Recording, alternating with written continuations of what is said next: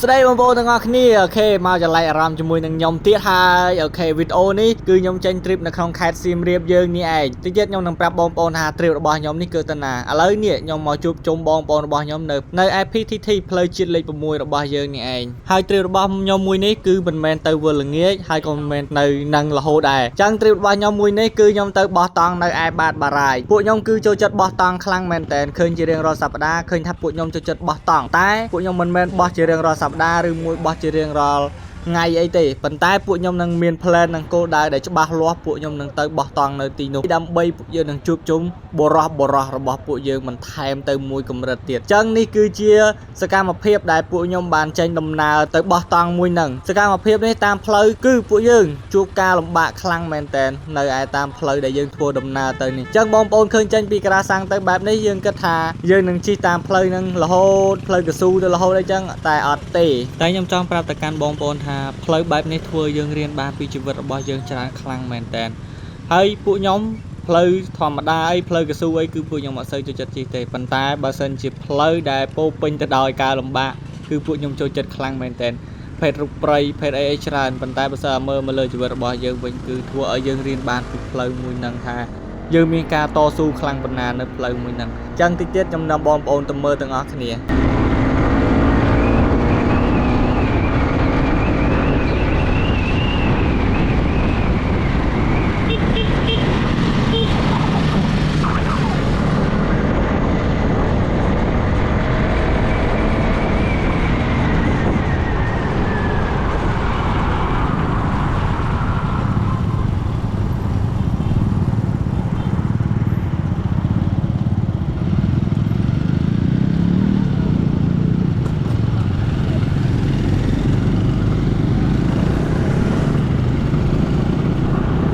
โอเคนั่งไงบอมโปทั้งอគ្នាខ្ញុំធ្វើវីដេអូនេះខ្ញុំកាត់ទេដើម្បីឲ្យវារៀងលឿនដែរវីដេអូនេះវារៀងយូរហើយវាវែងទៀតវាវែងអញ្ចឹងខ្ញុំកាត់ឲ្យវាខ្លីៗដើម្បីឲ្យបងប្អូនបានស្រួលមើលទាំងអស់គ្នាអញ្ចឹងផ្លូវដែលខ្ញុំធ្វើដំណើរខ្ញុំទៅជួបគ្នានៅក្រាសាំង PTT ហើយខ្ញុំបានចេញមកវិញតាមក្រោយហើយចាក់ទៅតាមផ្លូវអង្គរហើយចាក់ទៅស្ពានរ៉ុករ៉ាហើយពួកខ្ញុំនឹងរុកព្រៃរ៉ុករ៉ាខ្ញុំគ្នាឡើងទៅតាមផ្លូវគៀនអង្គរចាក់ចេញទៅតាមផ្លូវកសិននិយាយរួមទៅផ្លូវដែលខ្ញុំធ្វើដំណើរគឺព្រៃសុទ្ធទាំងអស់តែម្ដងផ្លូវកស៊ូគឺមានដែរតែមានតិចអញ្ចឹងផុតពីនោះគឺសិតតែព្រៃព្រួយខ្ញុំទៅបោះតង់គឺបោះតង់នៅបាត់បរាយអញ្ចឹងខ្ញុំចាក់ទៅតាមផ្លូវព្រៃទាំងអស់អញ្ចឹងតោះ let's go បងប្អូនគ្នាបានតាមដានទាំងអស់គ្នានេះគឺជាជាហ៊ានបន្ទាប់ដែលខ្ញុំត្រូវមកអញ្ចឹងទីនេះគឺជាផ្លូវមួយដែលចាក់ឡើងទៅតាមផ្លូវស្ពានរ៉ុករ៉ាអញ្ចឹងខ្ញុំចាក់ទៅនេះគឺនៅលើស្ពានរ៉ុករ៉ាតែម្ដងពួកខ្ញុំទៅជួបជុំគ្នានៅស្ពានរ៉ុករ៉ានឹងម្ដងទៀតទាំងអស់គ្នានេះបងប្អូនបានឃើញហើយពួកខ្ញុំដើម្បីតង់រងជួគ្នាមានបងប្អូនខ្លះគាត់ទៅមុនព្រោះអីគាត់រៀងវង្វេងគ្នាគាត់រៀងដាច់គ្នាអញ្ចឹងណាអញ្ចឹងក៏គាត់បានជិះលើផ្លូវធម្មតាទៅមុនទៅហើយពួកខ្ញុំក៏បានជុំគ្នានៅត្រង់នេះហើយក៏ពួកយើងសម្រេចថានឹងធ្វើដំណើរបន្តទៅមុខទៀត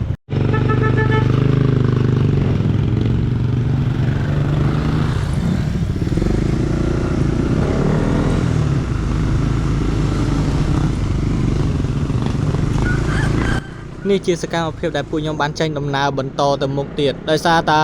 មកលើកនេះអត់មានភ្លៀងអត់ដូច trip លើកមុនគឺមានភ្លៀងអញ្ចឹងពួកយើងនឹងពិបាកធ្វើដំណើរខ្លាំងមែនតើប៉ុន្តែខ្ញុំមក trip លើកនេះគឺអត់មានភ្លៀងទេប៉ុន្តែខ្ញុំទទួលបានអ្វីដែលថ្មីនៅក្នុងជីវិតរបស់ខ្ញុំខ្លាំងមែនតើផ្លូវយើងអត់ភ្លៀងហើយផ្លូវភ្លៀងពីម្សិលមិញមកដល់ថ្ងៃនេះគឺផ្លូវនេះអត់ភ្លៀងសោះតែរឿងស្ងួតបន្តិចរឿងស្ងួតអញ្ចឹងឲ្យធ្វើខ្ញុំងាយស្រួលក្នុងការធ្វើដំណើរដែរប៉ុន្តែនៅមានឧបសគ្គមួយចំនួនដែលយើងចូលទៅដល់ក្នុងព្រៃវានៅមានការលំបាកនៅក្នុងហ្នឹងថាយើងជិះទៅបុកជាមួយនឹងស្លឹកឈើបុកមួយដើមឈើបុកមួយអីច្រើនខ្លាំងមែនតើនៅទីនោះតែធ្វើឲ្យអ្នកជិះម៉ូតូពេលខ្លះយើងអត់បានបិទមួកវាអាចនឹងវាយមកប៉ះទង្គិចជាមួយនឹងគ្រាប់ភ្នែករបស់ពួកយើងប៉ះទង្គិចអីច្រើននៅលើមុខរបស់យើងប៉ុន្តែអត់អីទេឧបសគ្គទាំងអស់ហ្នឹងហើយដែលធ្វើឲ្យពួកយើងរៀនបាននៅលើវាទាំងអស់ហ្នឹង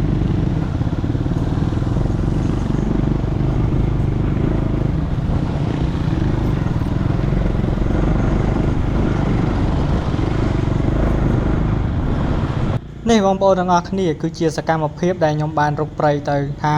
ផ្លូវវាយ៉ាងម៉េចអញ្ចឹងបងប្អូនបានឃើញហើយនេះនៅក្នុងផ្លូវដីក្រហមទេដែលវាអត់សូវមានអីប៉ុន្មានប៉ុន្តែនៅពេលដែលចូលទៅដល់ក្នុងតិចទៀតបានបងប្អូនដឹងថានៅខាងក្នុងគឺផ្លូវវារៀងពិបាកបន្តិច នេះ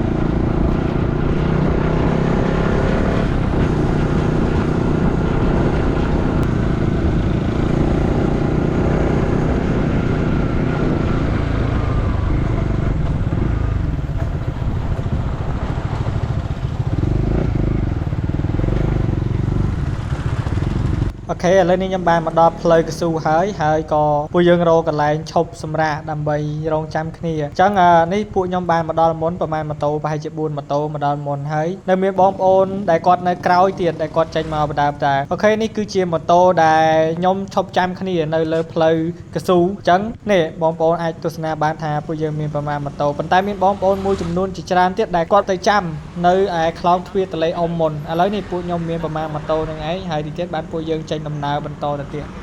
Professional ណា Professional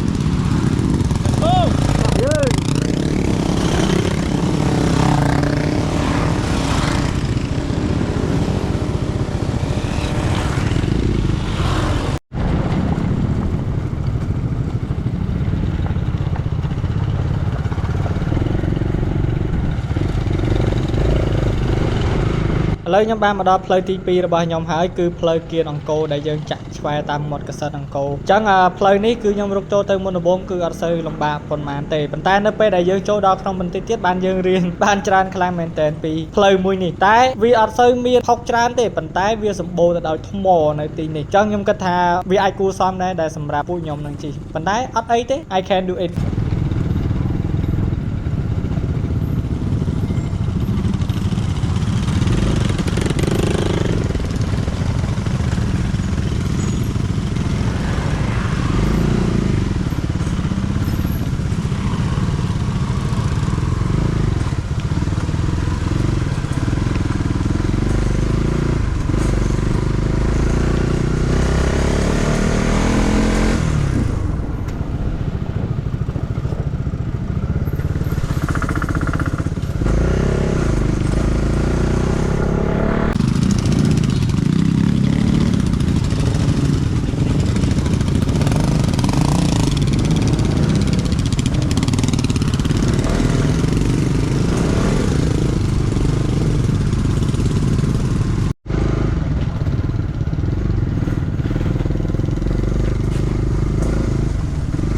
អូខេនេះបងប្អូនអរគ្នានេះគ្រាន់តែជាជំហានដំបូងរបស់ខ្ញុំទេអញ្ចឹងបងប្អូនអាចស្ដាប់សលេងដឹងហើយថាលីសូផ្លាច់ប៉ុណ្ណាតែលីសូព្រោះមួយយ៉ាងដែរអូខេចង់និយាយថាយើងជិះផ្លូវបែបនេះកុំថានេះសំបីតែមើលអាត្រីមុនហ្នឹងក៏វាជ្រេដែរហើយត្រឹមនឹងម៉ូតូខ្ញុំកង់វាលលងទៀតហេតុអីបានវាមិនជ្រេវាជ្រេខ្លាំងមែនតើប៉ុន្តែខ្ញុំខំប្រឹងទប់ប៉ុន្តែអត់អីទេ no problem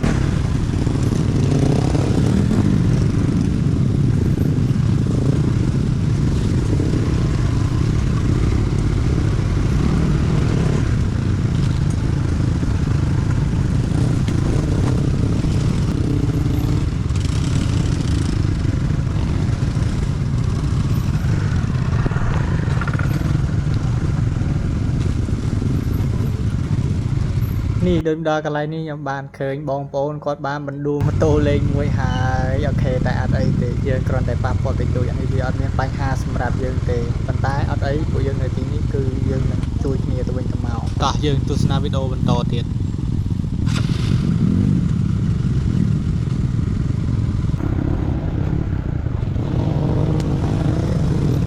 ណា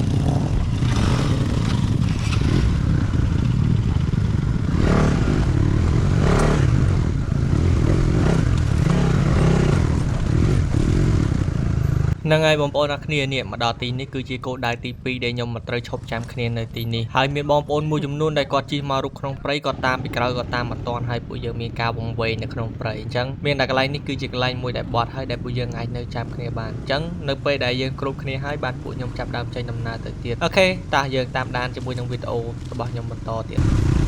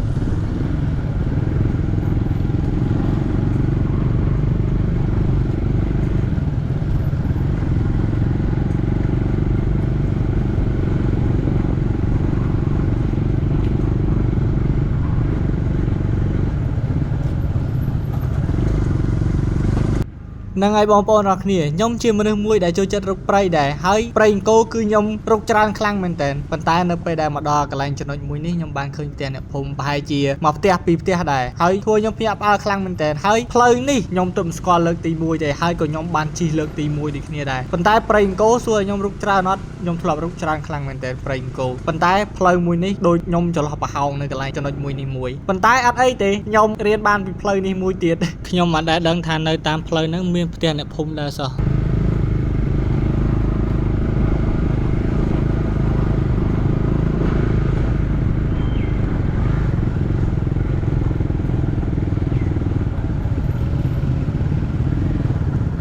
អូខេឥឡូវខ្ញុំបានមកដល់នឹងគោលដៅបន្ទាប់របស់ខ្ញុំដែលខ្ញុំបាននិយាយពីដើមវីដេអូដែលថាមានបងប្អូនមួយចំនួនដែលគាត់មកចាំនៅក្នុងខ្លងទ្វារទន្លេអ៊ុំអូខេនេះហើយពួកគាត់បានមកចាំនៅខ្លងទ្វារទន្លេអ៊ុំនេះមុនពួកខ្ញុំដូចរៀងយូរដែរហើយអញ្ចឹងឥឡូវពួកខ្ញុំបានមកដល់ហើយគឺគោលដៅបន្ទាប់គឺនៅខ្លងទ្វារទន្លេអ៊ុំហ្នឹងឯងហើយខ្ញុំឈប់សារៈប្រហែលជា2-3នាទីដើម្បីឲ្យម៉ាស៊ីនម៉ូតូវារៀងត្រជាក់ហើយបានពួកខ្ញុំចេញដំណើរទៅទៀតអញ្ចឹងគោលដៅលើកនេះគឺជាគោលដៅបន្ទាប់អូខេតោះយើង let's go តាមដានទាំងអស់គ្នា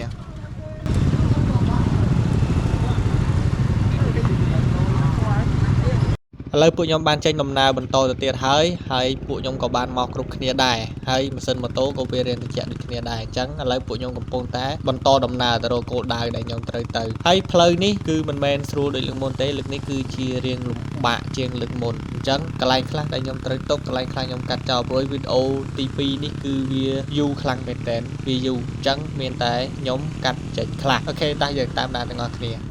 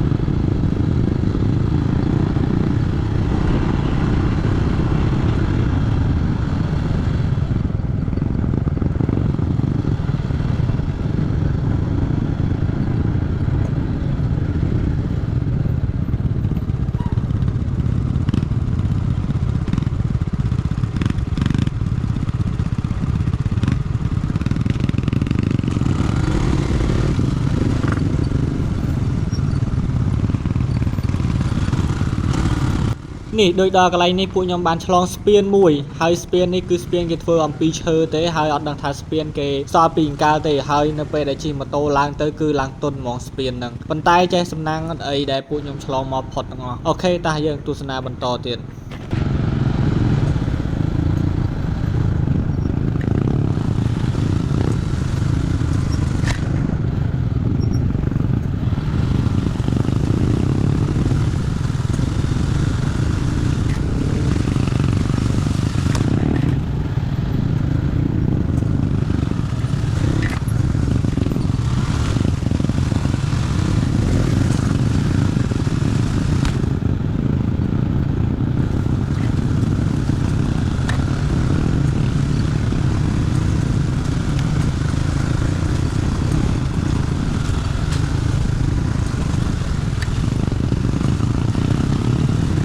នេះបងប្អូនខ្ញុំដល់កន្លែងនេះពិតជាឃើញទេសភាពស្រស់ស្អាតខ្លាំងមែនតើបងប្អូនទាំងអស់គ្នាធ្វើឲ្យខ្ញុំតាក់ទាញក្នុងដួងចិត្តរបស់ខ្ញុំចង់មកលេងនៅទីនេះខ្លាំងមែនតើហើយទេសភាពពិតជា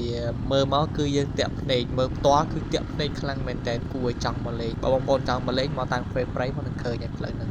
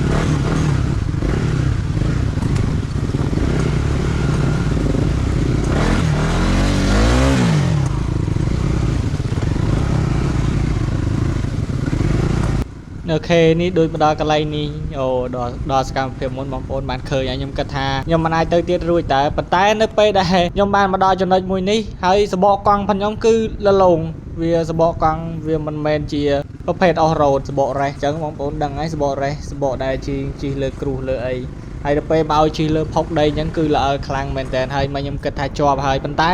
នៅពេលដែលមកដល់ចំណុចមួយនេះគឺអត់ជាប់សោះតែយើងតាមដានទាំងអស់គ្នាបន្តទៀតអញ្ចឹងវីដេអូនេះដូចអត់មានអីទេបងប្អូនខ្ញុំអត់សូវមានអីនិយាយច្រើនទេប៉ុន្តែមានតែវីដេអូដើម្បីឲ្យបងប្អូនបានកំសាន្តមើលទាំងអស់គ្នាអញ្ចឹងណាអូខេតោះយើងកំសាន្តទាំងអស់គ្នា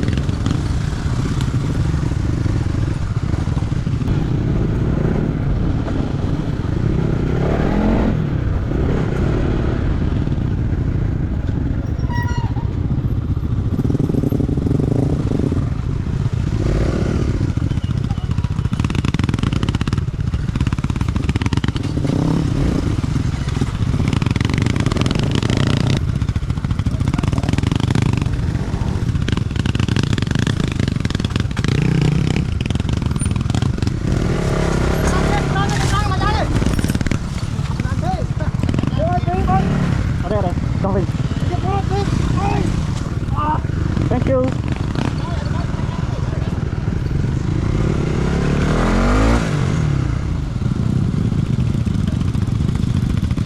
ហ្នឹងហើយបងប្អូនអរគ្នានេះគឺជាគោលដៅបន្ទាប់ដែលពួកខ្ញុំមកជុំគ្នានៅទីនេះហើយក៏ជាជំហានបន្ទាប់ដែលពួកខ្ញុំត្រូវចេញទៅបញ្ចប់ដូចគ្នាដែរអញ្ចឹងនេះគឺជាម៉ូតូរបស់បងប្អូនខ្ញុំដូចបងប្អូនបានឃើញហើយថាពួកយើងមានរៀងច្រើនម៉ូតូដែរហើយមានអ្នកខ្លះមានជាត្រេមមានអ្នកខ្លះជិះម៉ូតូធំហើយមានអ្នកខ្លះជិះម៉ូតូយីរួមម៉ូតូចម្រុះគ្នាច្រើនខ្លាំងមែនតើប៉ុន្តែពួកខ្ញុំអត់អីទេគឺយើងរីករាយនឹងស្វាគមន៍សំខាន់ឲ្យតែម៉ូតូហ្នឹងអាចធ្វើដំណើរបាននៅលើហ្នឹងអញ្ចឹងណាអូខេនេះពួកយើងមកឈប់នៅត្រង់នេះហើយពួកយើងនឹងចេញដំណើរទៅទៀតហើយដំណើរនេះគឺជាដំណើរដែលខ្ញុំទៅរកគោលដៅរបស់ពួកខ្ញុំដែលខ្ញុំបានសិតមុននឹងចេញដំណើរនេះ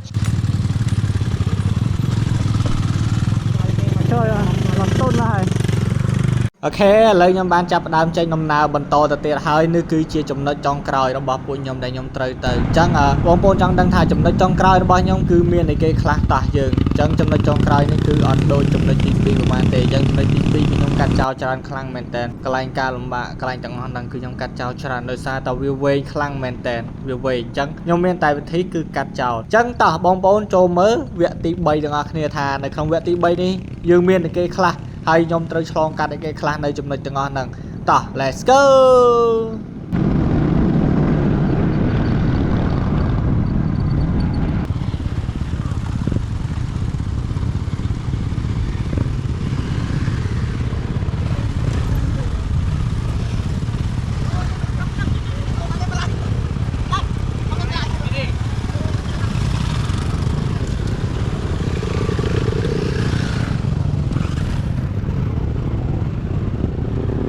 ហ្នឹងហើយបន្ទាប់ពីយើងឆ្លងកាត់បលាយមួយដ៏តូចមួយនេះហើយទឹកអត់សូវជ្រៅប្រហែលទេប៉ុន្តែយើងអាចឆ្លងកាត់បានមកគូសំដែរអញ្ចឹងឥឡូវពួកខ្ញុំបានចេញដំណើរទៅទៀតហើយអញ្ចឹងដំណើរនេះគឺជាដំណើរដែលយើងទៅដល់គោលដៅតែម្ដងទេសភាពនៅទីនេះគឺពិតជាស្រស់ស្អាតខ្លាំងមែនតើហើយនៅពេលដែលមើលកាមេរ៉ាអញ្ចឹងវារៀងចាំងមួយពលឺវាអត់សូវស្អាតប្រហែលទេប៉ុន្តែនៅពេលដែលបងប្អូនទៅមើលផ្ទាល់វ៉ាវ view ពិតជាស្អាតខ្លាំងមែនតើនៅកន្លែងបាតបរាយមួយនេះ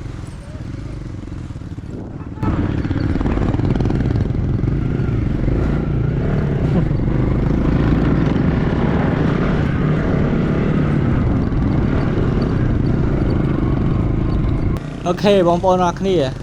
បងប្អូនអរគ្នាចង់ដឹងហើយមែនអត់ថាហេតុអីបានពួកខ្ញុំមកបោះតង់បែបនេះអញ្ចឹងពួកខ្ញុំមកបោះតង់បែបនេះគឺមិនមែនត្រឹមតែយើងមកបោះតង់លេងកំសាន្តអារម្មណ៍ទេប៉ុន្តែអ្វីដែលយើងនៅពីក្រោយហ្នឹងគឺជាគោលដៅគឺជានិមិត្តរបស់ពួកយើងគឺយើងមកដើម្បីបំពាក់បំពន់ដែលជាបរោះដ៏អស្ចារ្យបរោះដ៏ដឹកនាំហ្នឹងដើម្បីឲ្យឡើងទៅមួយកម្រិតទៀតមួយកម្រិតហ្នឹងយ៉ាងម៉េចដើម្បីឲ្យយើងបានឃើញពីខ្លួនឯងដែលចំណុចដែលយើងកំពុងតែខ្វះខាតដែលចំណុចដែលយើងកំពុងតែជាប់គាំងនៅអ្វីមួយដែលយើងកំពុងតែគិតហើយយើងធ្វើកិច្ចការប្រចាំថ្ងៃហើយកុំឲ្យជាប់គាំងនៅក្នុងហ្នឹងអ ចឹងខ្ញុំគិតថាចំណុចរឿងទាំងអស់ហ្នឹងពីមុនខ្ញុំអត់ដែរគិតថាខ្ញុំនឹងគួររៀនពីចំណុចទាំងអស់ហ្នឹងទេប៉ុន្តែនៅពេលដែលខ្ញុំបានស្គាល់ពួកគាត់ទាំងអស់ហ្នឹងពួកគាត់ចាប់ដើមបើកមកម្ដងតិចម្ដងតិចរហូតដល់ធ្វើឲ្យខ្ញុំយល់ចឹងខ្ញុំពីមុនគឺខ្ញុំអត់ចូលចិត្តរបៀបបែបហ្នឹងទេប៉ុន្តែនៅពេលដែលចូលមកធ្វើឲ្យខ្ញុំផ្លាស់ប្ដូរហើយធ្វើឲ្យខ្ញុំរៀនបានពីចំណុចទាំងអស់ហ្នឹងហើយធ្វើឲ្យខ្ញុំស្គាល់អ្វីដែលជាខ្លួនឯងហើយកាន់តែធ្វើឲ្យខ្ញុំចង់ស្គាល់វាបន្ថែមទៅមួយកម្រិតទៀតថាខ្ញុំនឹងខ្វះខាតអីគេខ្លះនៅក្នុងខ្លួនរបស់ខ្ញុំហើយរាល់ថ្ងៃខ្ញុំធ្វើបានល្អអីគេខ្លះដែលខ្ញុំកំពុងតែធ្វើប្រចាំថ្ងៃប៉ុនខ្ញុំចឹងចំណុចហ្នឹងទាំងអស់ហ្នឹងហើយដែលយើងមកទីនេះហើយយើងដើម្បីបំពាក់បំពន់គ្នាហើយនៅមានរឿងជាច្រើនជាងនោះទៀតដែលយើងត្រូវដឹងយើងត្រូវឮហើយយើងត្រូវឃើញហើយយើងត្រូវអនុវត្តនៅអ្វីដែលយើងបានស្ដាប់ឮនឹងផងដែរនេះគឺជាគោលបំណងដែលពួកខ្ញុំមកជុំគ្នានៅទីនេះមកដល់ទីនេះអ្វីដែលជាសំខាន់បំផុតគឺពួកយើងមានការរួបរวมគ្នាហើយពួកយើងមានការស្គាល់គ្នាបន្ថែមទៅទៀតអញ្ចឹង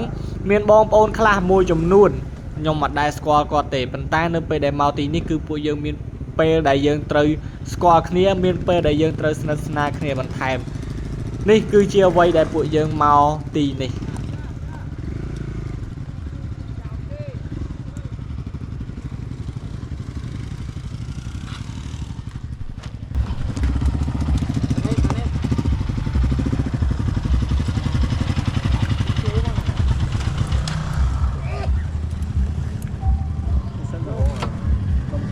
អូខេបងប្អូនអ្នកគ្នាឥឡូវខ្ញុំបានមកដល់គោលដៅផងខ្ញុំហើយនេះគឺជាម៉ូតូរបស់បងប្អូនយើងដែលគាត់បានមកមុនហើយនឹងអ្នកដែលមកក្រោយអញ្ចឹងនៅមានអ្នកដែលមកក្រោយទៀតប៉ុន្តែរៀងយប់បន្តិចបានពួកគាត់មកដល់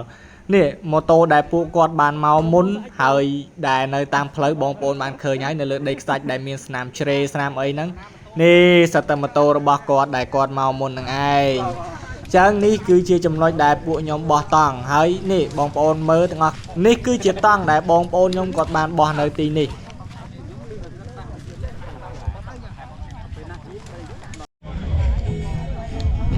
នេះគឺជាជំហានចុងក្រោយរបស់ពួកយើងឥឡូវយើងបានមកដល់គោលដៅរបស់ពួកយើងហើយនេះគោលដៅរបស់យើងគឺយើងបោះតង់នៅឯបាតបារាយអញ្ចឹងនេះពួកយើងមានការបង្រៀនបន្តិចបន្តួចនៅកន្លែងហ្នឹងដែរអូខេ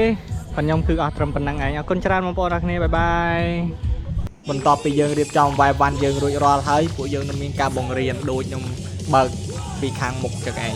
ចឹងអរគុណច្រើនបងប្អូនអរគ្នាវីដេអូរបស់ខ្ញុំគឺអត់មានអីច្រើនទេគឺមានត្រឹមតែប៉ុណ្្នឹងឯងហើយខ្ញុំក៏អរគុណទៅកាន់បងប្អូនដែលទស្សនាតាំងពីដើមរហូតមកដល់ទីបញ្ចប់មួយនេះអរគុណច្រើនបងប្អូនទាំងអស់គ្នាសូមឲ្យមានពេលវេលាល្អនៅក្នុងក្រុមគ្រួសារបាយបាយ